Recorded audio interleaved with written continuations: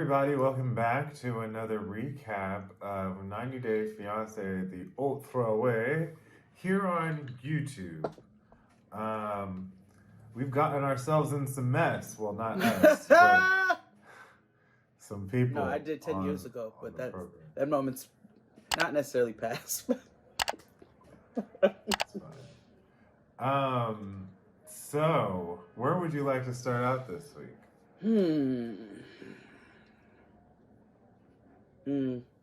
Let's start with let's do Colonel Guile and Shakes. Okay. I gotta be honest, I don't know if I've ever paid attention to a South African white accent or white South African accent, excuse me. Because everything is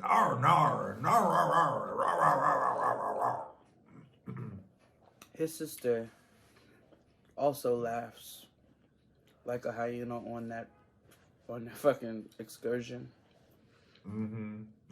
I was like, is this what she's gonna do the whole time? It was. Right. It was. So, because he's broke, he decides to take his family on a safari. And the day before the wedding with nothing planned. So yeah, he's like, I'm gonna take, the family on safari because, her mom has only seen like drug sweeping crime spree. She has a real like fucked up view of South Africa. And I'm like, well, of course, that's what happens when you let a white man show you around Africa, but hey. So, they go on safari. They bring his sister, Colonel Gillette. I don't know what you want to call it, but like she's... I don't know, something... Colonel Bayang. Because she also had that haircut. And color. In color. So, apparently, Holly doesn't have any friends, really, in South Africa. So she's taken... Sorry. Right. But she's taken, some sort of friendship or kinship with his sister. Yeah, they seem to genuinely like one another. I was shocked and surprised. On both parts, because they both seem to be like... So they go sit on Pride Rock, and they're just like, oh, nar, like, are you ready for the wedding? Nar, nar. A lot of R. It's like that video we watched the other day where they said they only speak in grunts. Yes. Anyway, now, this is all the day before the wedding. All the day. So while she loves his efforts of trying to reconcile for the fact that he lied about being poor, she's like, not today. Which I think I thought they was going to some sort of South African justice of the peace. But no, they're having a small wedding. After all this hubbub about him not having no money, I thought... Why y'all didn't do that in the first... Well, you know why you didn't do it. Because she was like, I'll never be with anybody poor. And then... Which... I get it, queen. Like, I get it, queen. But also... I do my due diligence. I know what I'm walking into. Unless the nigga's just a liar. And I don't think that was the case here. No. No, yeah. So they're getting married tomorrow. She says she don't have her dress finished. She don't have shit finished at all. And concerning, like you said, they're only supposed to have like 15 people at this wedding. It's out of like a resort situation, so it was kind of like a package thing. Like it was like Vegas but outdoors. Resort. That's like, how they said it. Yeah, like you get package D, and it comes with like a gazebo, couple of pictures, vows, sand may or may not. 2 rows of white chairs. Definitely extra. The sand integration. You may be able to upgrade with a couple of additional like a la carte things. Oh, like if they sprinkle the debris on the sand so that you can walk on it like a runway. Or a broom, depending upon what type of ethnicity you are. Or 2 black South Africans fanning you with giant leaves. Because I imagine that the whites in South Africa think that that's okay. They think it's the grown woman video. Exactly. Well, good luck to them, I guess. I don't really give a fuck. Yeah, and that was them. Hello, oh, let's go with Blanco Priestess and Bruno Papi. Oh, right. And their newest addition of their family, Gizmo. Pooch. Yo. Yeah. Is the dog's name Gizmo? Gizmo. Everybody's got a dog named Gizmo. My friend had a dog named Gizmo and all that. Why y'all don't name animals better stuff? Like, my homegirl said she had a cat that came to the window and she called it Alexander O'Neill. That's a name for a pet. Yeah, you have to give them, like, names. They're, you know, if they're going to be living in your house, you need to address people as such. I had a betta fish. His name was Joseph. I named him after my grandfather. So, you know, my sister, everything that she had a cactus, she had a fucking goldfish, another goldfish when that one died. Everything's name was Dee Dee. And when it died, she'd be like, Dee Dee 2, Dee Dee 3.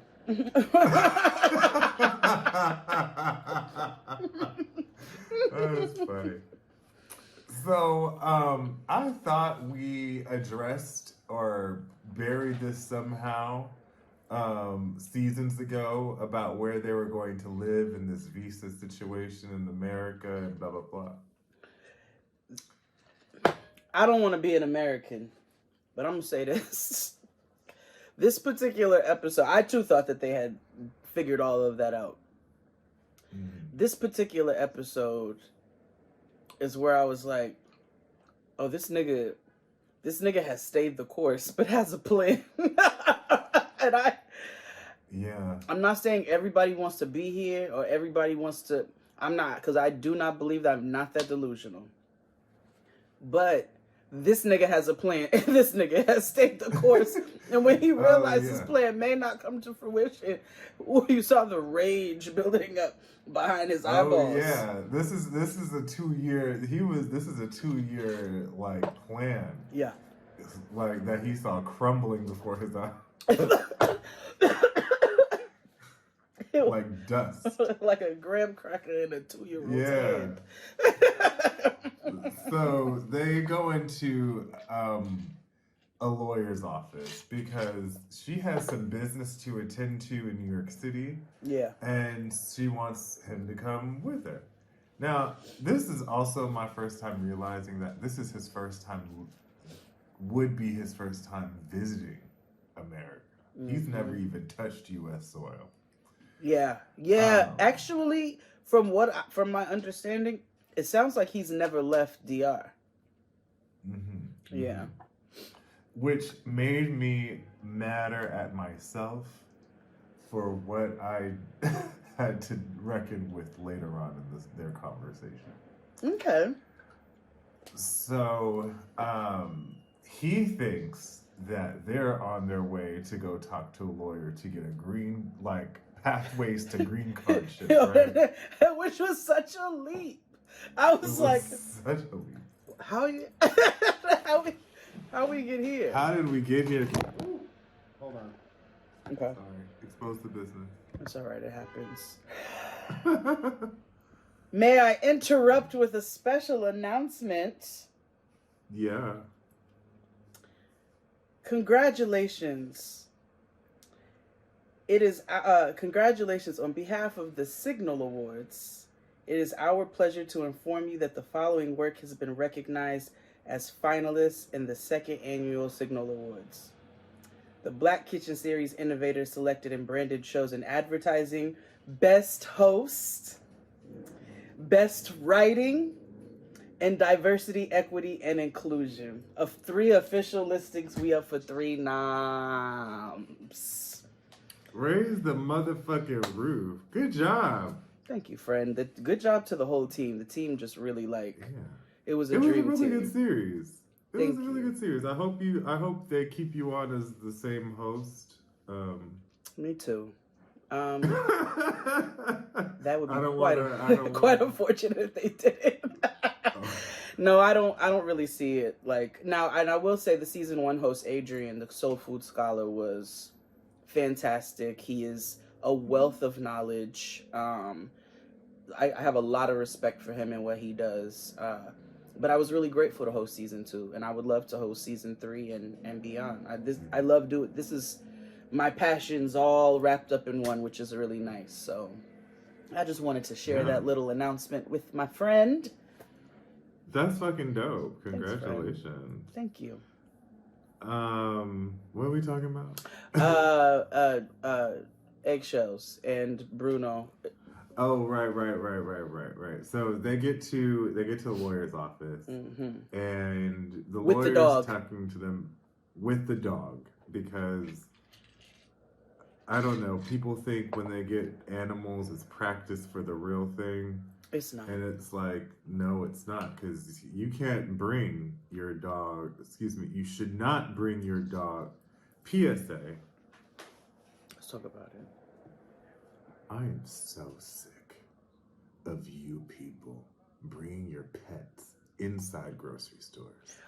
I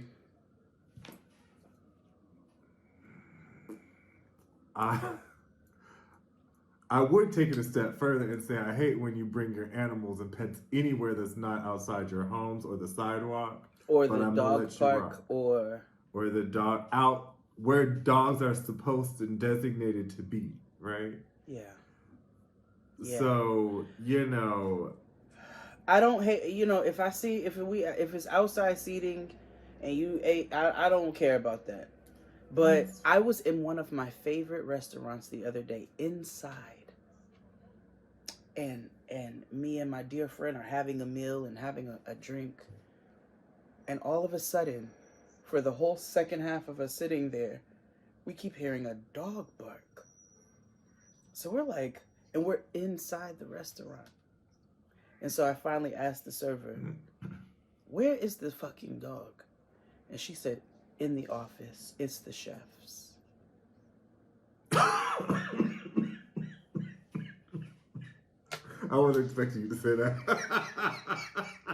And then toward the end of our meal, we see the chef carry this big corgi out of the restaurant on his shoulder like a 8-year-old.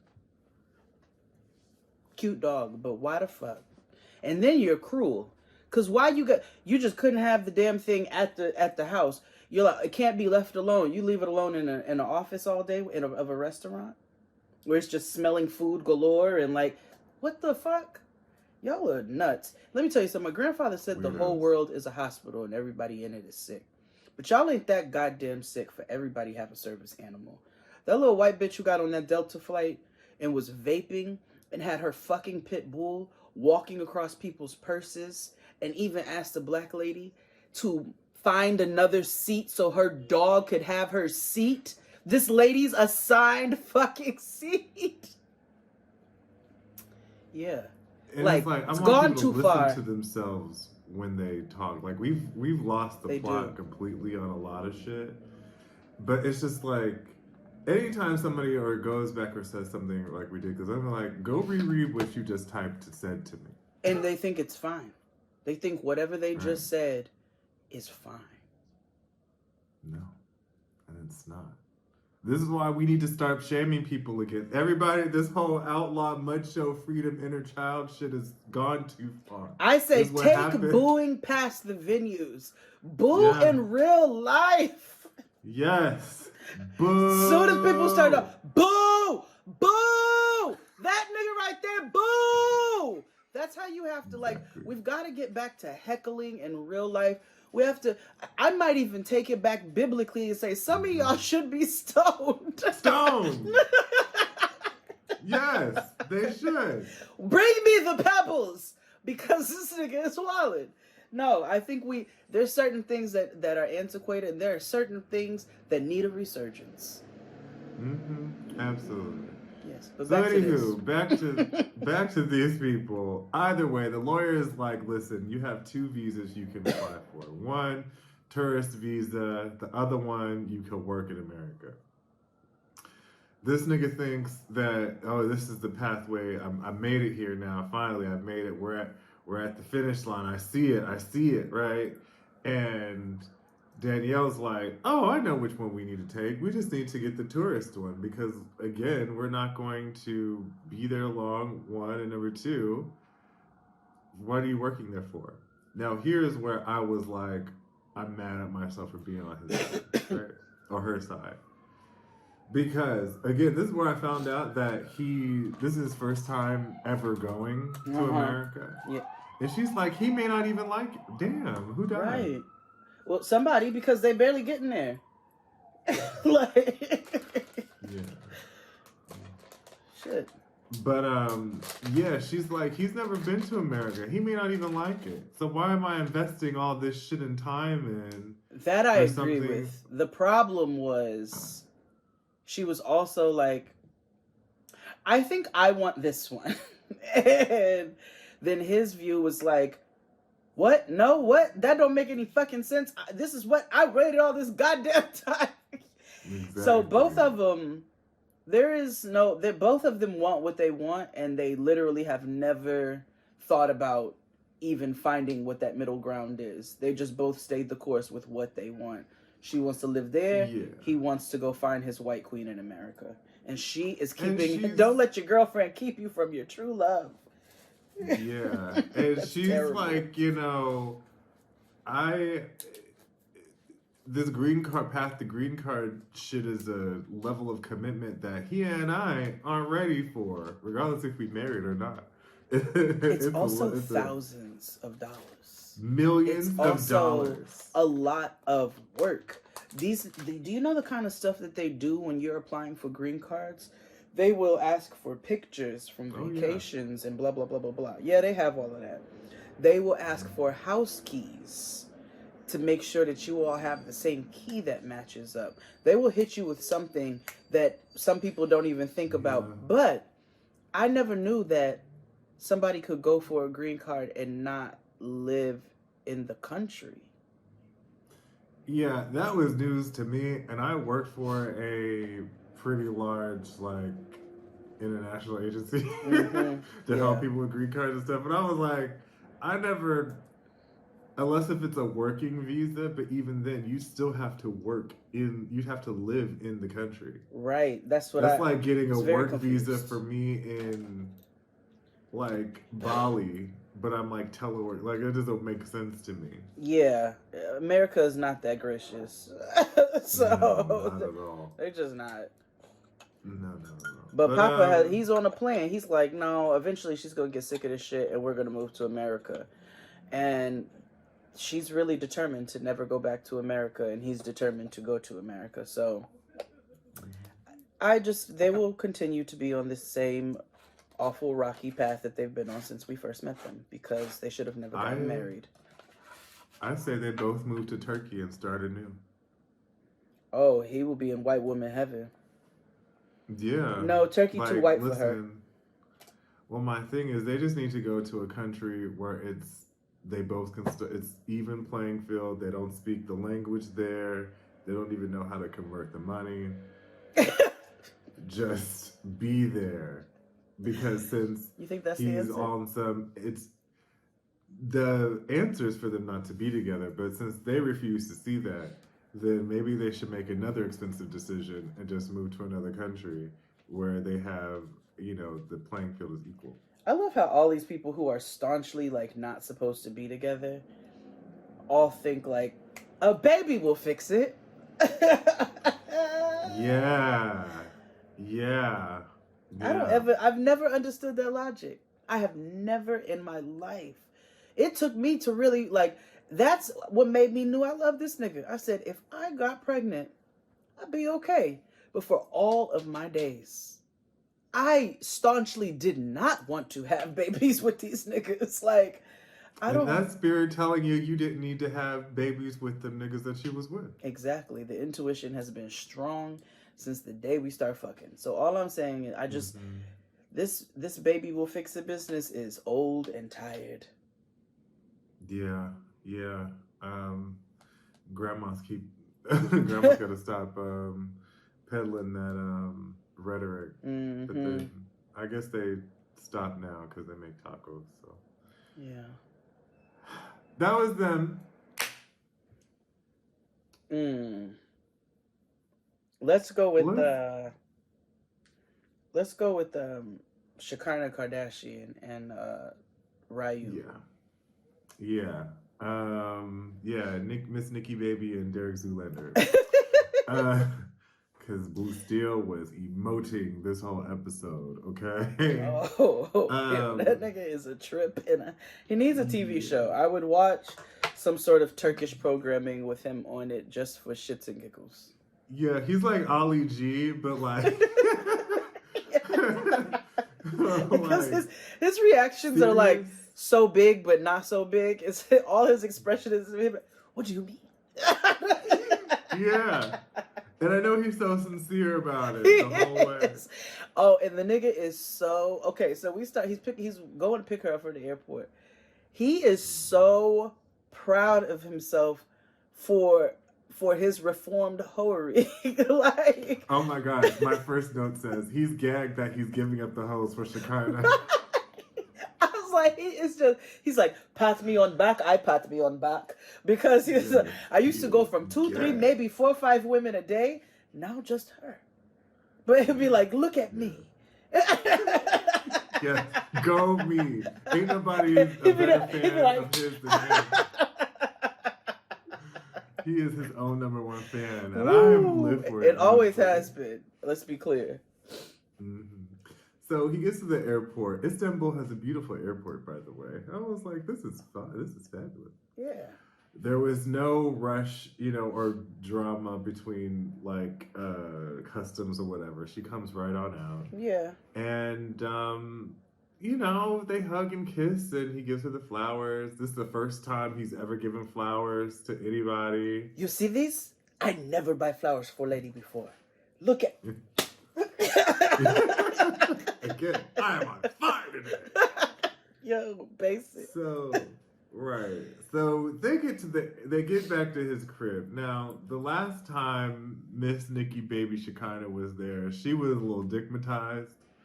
So she didn't really have the full scope, the full gestalt of what was happening in his apartment. Now, don't get me wrong. There was nothing really wrong with his apartment for the most part. No. It was just a bachelor pad. Like, yeah. He was like White Marcus from Boomerang. It had a weird checkered board cabinet situation going on. It was a lot of black and white. Because, hello, he is the Turkish Marcus from Boomerang. If you think about it. Yeah, there was some lacquer, Lots of lacquer. But then they go to the bedroom and she pulls the whole shit back. And I don't know if you all have seen that weird fetishes and addictions TV show. But there's a black girl who is addicted to eating cushions out of furniture. Like rips car seats, couches, like she eats the foam out of the furniture. I'm telling you all this for a reason. So she pulls the mattress and the sheets back, and it looks like somebody pissed all over it and then started eating at the bottom of the bed.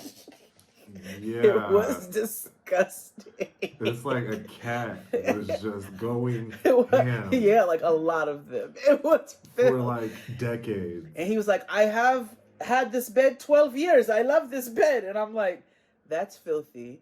He's fucked over 2,500 women. And not saying they've all been in his bed, but this is not sex shaming or any of that.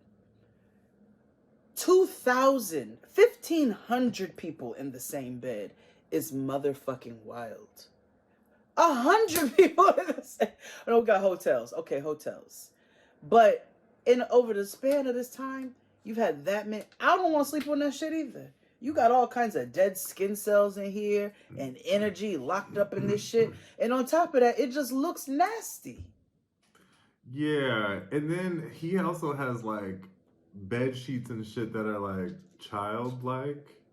Like, they don't even fit. Like, yeah. And you can tell he's had them for the last 12 years. And it's just like, okay, bro. I was like, does he have a child? Does he have a child? Like, does he have a daughter? Right. What are these like, sheets? You can go to Kmart or Walmart, whatever you have in Turkey. I'm sure they have a Costco there. I thought that he would be a little more bougie based off of how he is with like that, but apparently not. Also, she learns almost as soon as she gets there that he is a gamer. She pissed me off. Because I have this weird thing about when people are like, I hate when niggas play games or video games. I'm like, let me tell you something. Okay. One NBA 2K release is another woman's night off. Y'all don't know how to enjoy life properly. Like, no. Like, you don't know. Now, okay, sure, addiction to the point where y'all never spend no time or never. Sure, yeah, that's whatever. A problem. But like a couple nights a week, an hour or two a night, that is your time, beloved. You eat it up, hold it, savor it. Like, exactly. Living life wrong. Exactly. You don't gotta. And he kind of like threw it in her face. Was like, I could be out here hoeing, but I'm up here playing Fortnite. So I could. You turn right on back to this airport, motherfucker, and dead all this shit. Okay, run it all into a tree. What you want to do? Don't threaten me with a good time. Right. And, you know, she's kind of like, well, you should just be with me. And I'm like, I hate weird straight girlfriend rhetoric. I also want to know, I don't want to know. They talked about nothing. Like, she was like, oh, we usually text, but they, like, the fact that you don't know that he plays video games. And he didn't present it like it was a secret. She saw the thing and he was like, yeah, I play video games. I love them. I have a whole room, actually. And she was like, why didn't I know that? Because you're not asking questions. Because y'all are not actually sitting on this phone and having conversations, getting to know one another. And you went from visiting and meeting him once to visiting one more time to then moving. How do you think that's going to turn out? Exactly. So fucking crazy. So anywho, she's on a pathway to, you know, LAify his life. Yeah. And be all codependent and shit, because that's what a lot of the girls here are like anyway. So. And she sleeps on the couch because of the nasty ass bed and refuses to sleep in the bed until he gets a new one. Yeah. And he's so, like, proud of himself for being a new man. He was like, I'm going to go sleep with her on the couch. He was annoyed by this whole thing. He was like, bitch, it's a mattress. But he was like, I get it. But he went and goes. That might be the only thing I've ever agreed with her on. Oh, same. I was like, I wouldn't sleep on that shit either. We either going to get a hotel tonight. Yeah. Or we going to. I would have gotten a hotel tonight. Like, I would have the couch is no different. I'm not sleeping on your couch. You probably been fucking on there too, nigga. I don't. Right. And she didn't put a sheet down on that either. Didn't. Like, just slept on the bare, raw ass couch. Mm-hmm. Y'all don't put sheets down before you make a little couch pallet? You just let people drool all over your couches and their dead skin cells shed all over your... And I know everybody ain't shampooing and vacuuming the couches regularly. So y'all just be letting people put their bare asses on your fucking couch. It's disgusting. Mm-hmm. Anyway, that was them. Let's go to TJ and Kim. Lord. Now I chuckle from the jump because their bumper where it says Kimberly and TJ, they went the fuck through it. They must have filmed that shit after that same day. Yeah, so her parents and her go out to dinner with TJ. Mm-hmm. And, you know, TJ is very sweet for the most part. He just wants everybody to get along. He's excited to see her parents. And he knows the conversation is coming and looming, but he's just going to try to do his best to keep the peace. He's terminally delightful. So everybody, they're exchanging pleasantries, and then it gets quiet, and then her dad, the Quaker Oat man, was like, "So look, y'all got some shit goings on that y'all got to hash out, and we gonna be right here in case we gotta, He's like, y'all need to get to the root of some things, because this is not." And TJ came in half lying, because he wants everything to be good. So they're like, "Oh, everything's great. Everybody's so happy and excited for the wedding." And Barbara Ann saw through that shit immediately. Like, "Oh, really? Plus, we know different. So let's talk about it." There's also, while TJ speaks English, they speak English. I still think that there is a language barrier because there are ways of communicating certain things that get lost a little bit in translation. Or similes and idioms and terms of expression. Yeah, exactly. So he brings up her arguments with Yash, the demon, and the argument about liberty and individuality, which is what Yash says she wanted. She also says she wanted that, but she was very specific about the ways in which she wanted that. And there was not a lot of listening to one another. I'm not going to say she didn't listen. TJ didn't really listen. He just kept trying to work his way around things, and I think that's where some of the translation got lost a little bit, and they start fighting. He was working really hard to clean all this shit up in front of her parents. Yeah. And she was like, "No, we're going to have it out right here in a respectful manner," because she didn't raise her voice or anything. She is very direct, and I can see how someone like TJ that might be abrasive for him. Yes. Yes. Which is, I don't see how, because Yash is very direct, and so I don't. Well, Yash is a little bit more than direct. Yash is a bitch. Yash is a bitch.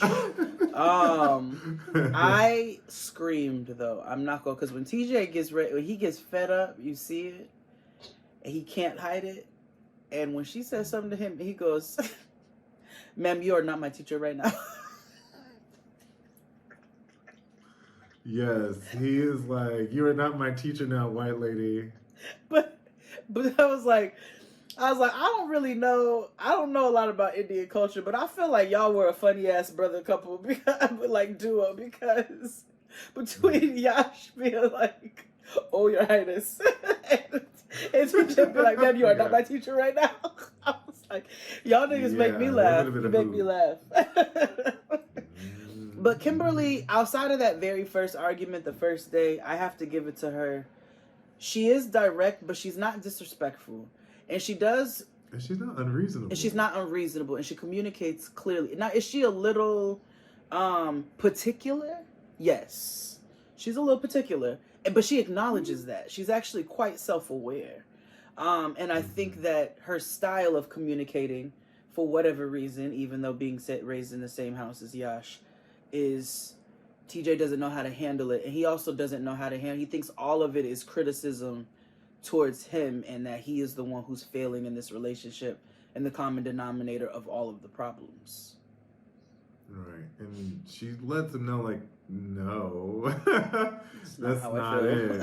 Right. And that just lets me know that you're not listening. And they're at an impasse where she's like, am I going to be allowed freedom or have my own decision, make my own decisions and stuff? And he can't answer the question right away. He's stumbling all over the place. And Bob Evans is just sitting there just like this. Because he knows that this ain't really for my daughter. And he lets them talk it out and get through it. Because it could have went even more left, but they get to a place where it's just like, this isn't going to be resolved tonight. Yeah. So they leave dinner, and the next day, Kimberly is crying in her hotel room, and her stepmother comes in and is like, "What's wrong?" And so after they all had dinner, she let everything process, and she got mad. And so she let the thumbs fly and sent a couple texts. Yeah, she started angry texting. Yeah. Now, the texts weren't like, fuck you, motherfucker, or whatever, but it's very much, you hurt me. Why won't you? You know, her way of communicating. Yeah. And he was kind of like, well, I'm done. I don't want to do this anymore. He was like, I can't get none of this shit right. You're not happy since you've been here. We keep fighting. I'm the problem. You and Yash fight, it's over me. This fight, it's me. It's really me. It's me. It's me. It's me. And he said, I'm going to remove myself from this dynamic so that you can be happy. And I was like, damn, that's harsh and rough. Yeah, he said, I'm gonna remove my existence from your life, is what he said.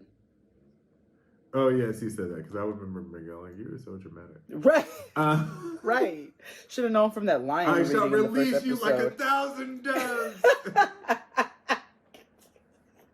It's like, I will swim across the sea at dicks to slap you. For you. And you know what's wild to me? How come nobody... Auntie Sima from Mumbai told us to go see the astrologer, and this could all just be cleared up in like an hour. We ain't had the astrologer for this couple. We haven't.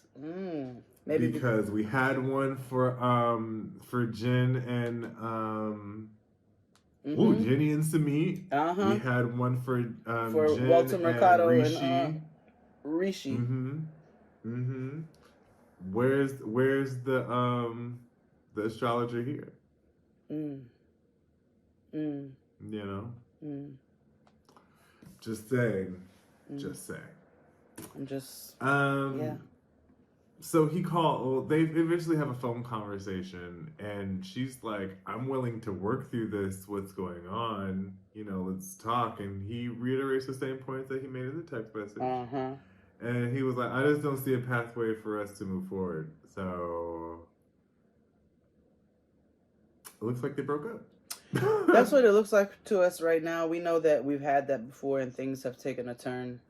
So we just have to wait and see. And this wedding is supposed to be in what, like 2 days? Yeah. So they might gag us like Wig and Carlos and not get back together, because I thought they were going to. That's also very true. They may not. We gonna see. All right, that was it. It's been 3 months since they've been fucking.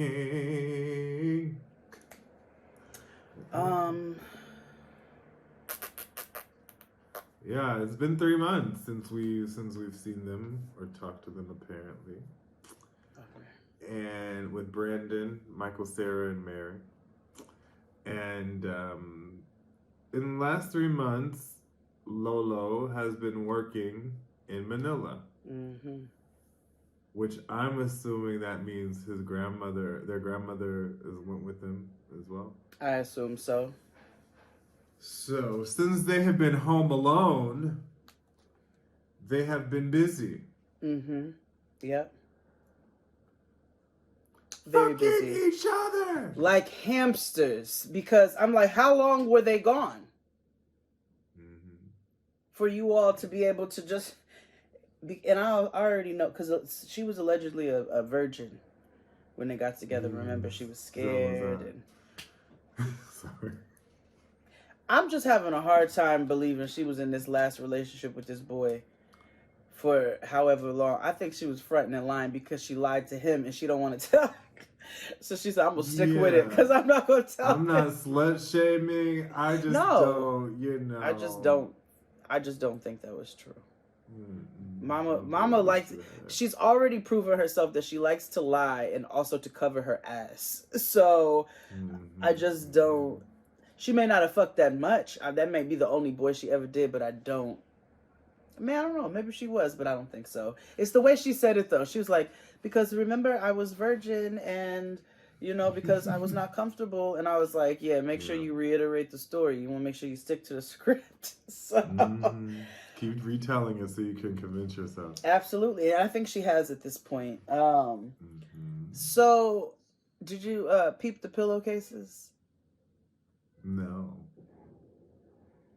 They were like a Gucci print, but with S's. I was that doesn't surprise me. Who makes these? Like, I just be wondering, like, who makes the same people that all of our family members has gotten some shit on Canal Street from. You know what? Yeah, actually, that's probably where they all come from. Because you know they begin everything from overseas anyway. They probably got it from Temu. Or Shein. It's right there. So, she's pregnant. Yeah, she's pregnant. And they were trying. Yeah, they were trying to have a baby. This was planned, actually. They said, you know, I'm sure after Lolo went to Manila the night of, they were like, woo, they're putting your butt. And then after a week, they probably were like, hey, we could do this, you know, let's have a baby. Yeah. She said she changed her mind because she loves him so much. And she felt really confident after her grandfather left them. And so she felt safe and confident enough to give him her flowers, so to speak. Yes. And he thinks that a baby is going to help the state of their relationship. See, it's not just women who think this. No, it's not. No, it's people. People in general.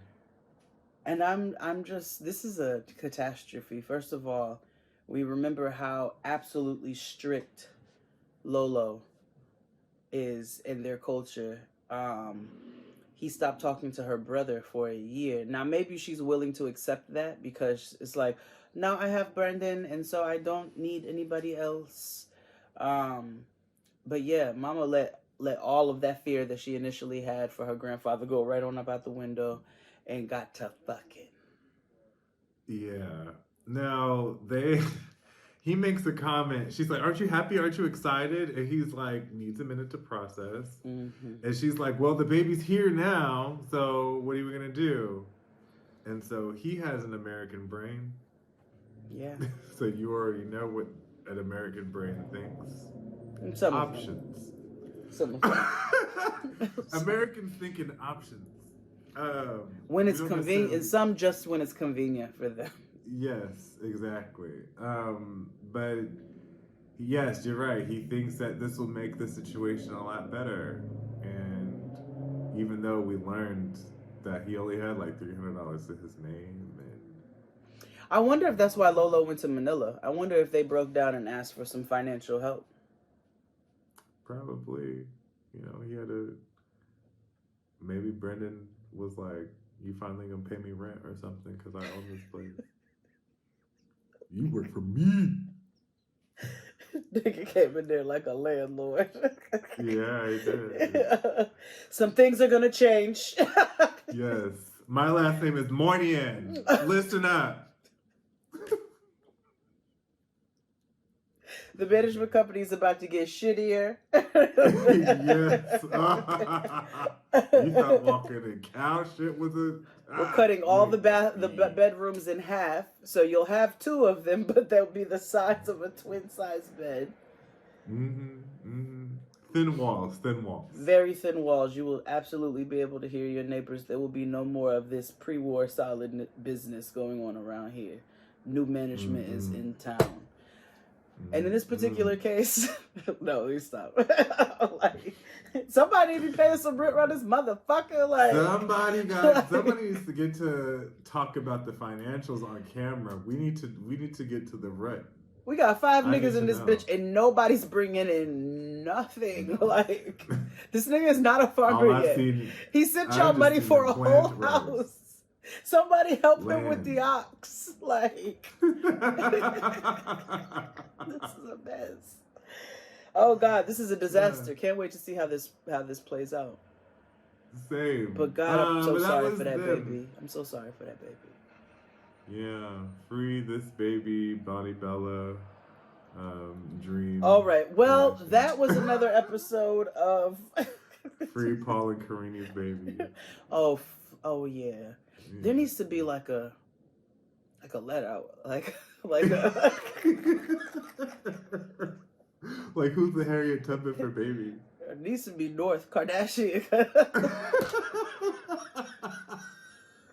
Actually, Blueface and Christine, their baby needs to lead the charge, nigga. Yeah. Get out of there. Been born for like 14 days and has nothing but just disdain for the world because like, why am I here? Why am I a part? Yeah, a baby needs to lead the charge. Maybe we need to. We could do like Handmaid's Tale. Take them all to Canada. Oh yeah. Put them in, like a white lesbian household that be happy and free. Yeah. A bunch of children raised by Jillian Michaels. Thank you all so much for joining. We'll see you for the next episode of 90 Day Fiance the Other Way. Ta-ta, niggas.